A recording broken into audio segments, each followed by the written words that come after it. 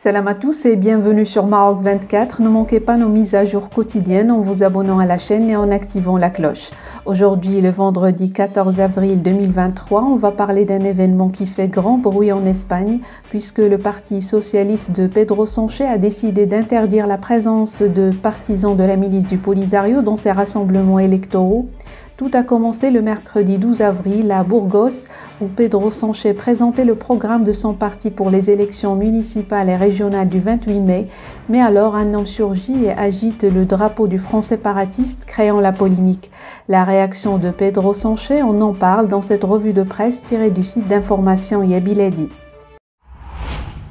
Le front séparatiste du Polisario a décidé de jouer les troubles-fêtes dans les meetings électoraux que préside Pedro Sánchez, en prévision du scrutin du 28 mai. Pour ce faire, le Front a lancé des jeunes Espagnols pour interpeller le chef du gouvernement sur la question du Sahara marocain, parfois avec des insultes personnelles adressées à l'endroit de Sánchez.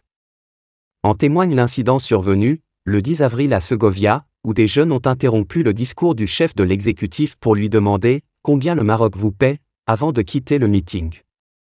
Tirant les leçons de ces dérapages, les socialistes ont décidé de ne plus tolérer la présence de partisans de la milice du Polisario dans leurs rassemblements électoraux.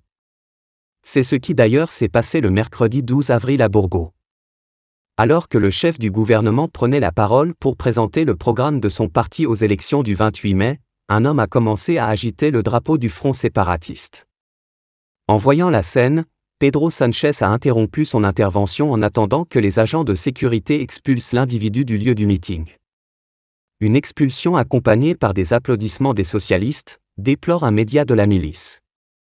La question du Sahara marocain n'est pas inscrite dans les priorités des partis espagnols qui prennent part aux élections municipales et régionales du 28 mai, y compris au sein des formations réputées très proches du Polisario. Le 3 avril, le même média a regretté que le conflit au Sahara marocain soit absent de la cérémonie de présentation de Yolanda Díaz, comme candidate de Sumar, un bloc d'extrême gauche, au prochain rendez-vous avec les urnes.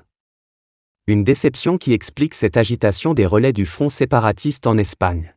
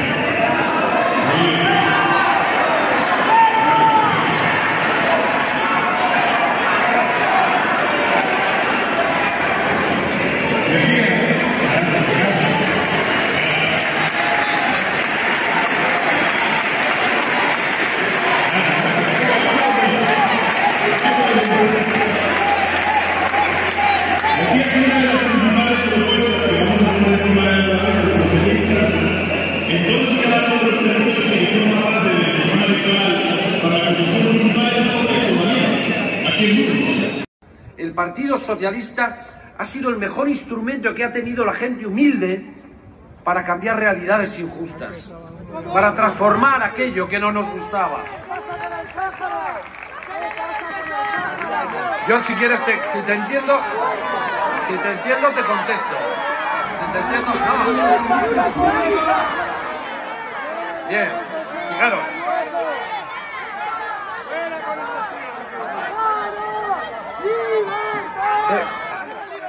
Dicen... No, escuchadme una cosa. Sánchez, no hay que replantearte tu política no hay con que, el Sáhara. no hay que sí. ¿Cuánto te paga Marruecos? ¿Cuánto te paga Marruecos por gestionar?